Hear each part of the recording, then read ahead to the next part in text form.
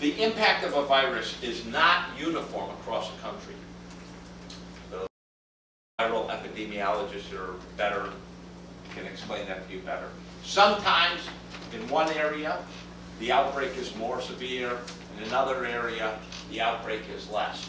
We frequently had a situation, we did it with Omicron BA.5, where the outbreak was focused in the Northeast in the United States, New York, Massachusetts, Connecticut, spread a little bit down to Florida, but not very severe anywhere else.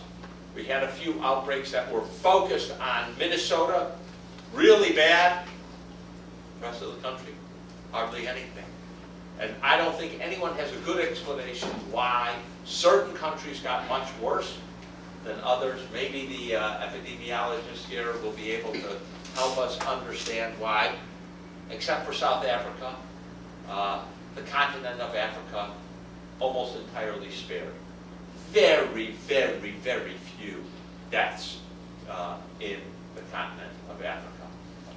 Despite all the cries about how we weren't paying attention to them, but they didn't have a lot. On the other hand, upper middle income countries and lower middle income countries like Peru or Indonesia, they did very badly. Indonesia's #1 deaths. Peru, the highest deaths per population.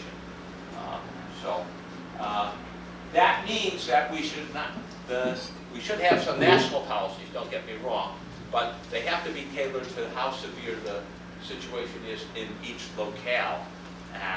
Otherwise, again, you lose trust because people in an area that isn't very severely hit will be suspicious if they're having severe restriction but not a lot of disease.